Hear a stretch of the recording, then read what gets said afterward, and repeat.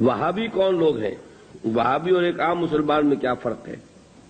دیکھیے، وہابی کا لفظ بطور گالی استعمال کیا جاتا ہے، جیسے جماعت اسلامی کے لوگوں کو لوگ مودودیہ کہہ دیتے ہیں۔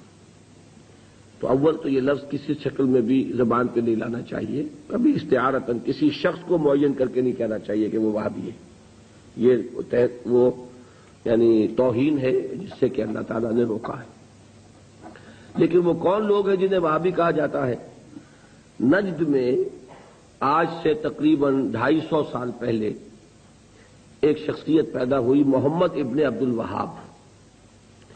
انہوں نے دین کی خدمت کی، دین کی اصلاح کا کام کیا، جو بھی مسلمانوں میں غلط چیزیں رائج تھیں، مشرکانہ اعتقادات، بدعات، ان کا قلقمہ کیا اور ایک تحریک شروع کی۔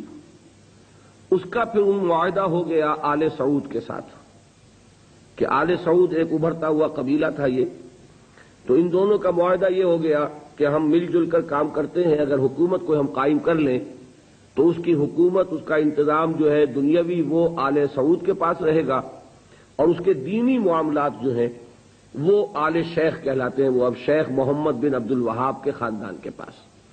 اس طرح یہ سعودی ڈائنیسٹی شروع ہوئی۔ پہلے نجد میں حکومت بنی، پھر انہوں نے حجاز کو بھی فتح کر لیا، تو حرمین شریفین بھی انہی کے زیر انتظام آ گئے۔ تو یہ جو ایک سلسلہ چلا ہے، تو اب ان میں محمد ابن عبد الوہاب رحمۃ اللہ علیہ نے جہاں بہت اچھے کام کیے، وہاں ایک پہلو ایسا بھی تھا جس پہ اختلاف پیدا ہوا۔ انہوں نے تصوف پر بڑی شدید تنقیدیں کی، اور اس میں کچھ میں سمجھتا ہوں کہ جیسا ہوتا ہے، کوئی جب بھی ریفارمر کھڑا ہوتا ہے، کوئی مصلح، تو جذبات میں آ کر بعض اوقات سخت باتیں بھی کہہ دیتا ہے۔ تو اس طرح کی کچھ باتیں بھی انہوں نے فرمائی ہیں۔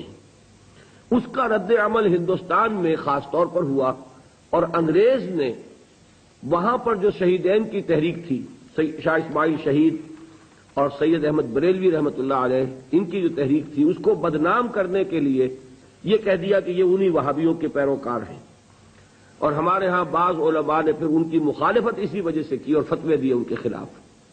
تو اب یہ لفظ جو ہمارے ہاں بریلوی مکتب فکر کہلاتا ہے، اس کی سب سے بڑے گالی ہے جو وہ دے دیتا ہے۔ وہ دیوبندیوں کو بھی وہابی کہہ دیں گے، وہ تو اب گالی دینے کی بات ہوئی نا، تو گالی دینی ہے تو دے دو جو چاہے۔ حالانکہ دیوبندی مکتب فکر کے علماء محمد ابن عبد الوہاب کی ہر بات کو نہیں مانتے، بلکہ وہ خود بھی تنقیدیں کرتے ہیں ان پر کہ ان معاملات میں انہوں نے حد اعتدال سے تجاوز کیا ہے۔ میں اس وقت فیصلہ نہیں کر رہا کون سی بات اور صحیح ہے یا نہیں ہے، میں صرف بات آپ کو بتا رہا ہوں کہ دیوبندی علماء کو بھی ان سے کچھ اختلافات ہیں۔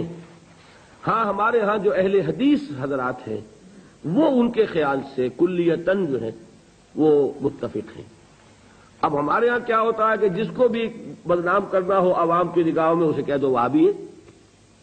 اس کا ایک لطیفہ بھی بیان ہوتا ہے، جبکہ ہندو بھی تھے، اور ہمارے پاکستان میں کہتے ہیں کہ ایک جگہ پر کوئی بنیا تھا، وہ مولوی صاحب جو تھے وہ اس سے سودا لیتے رہتے تھے قرض پر۔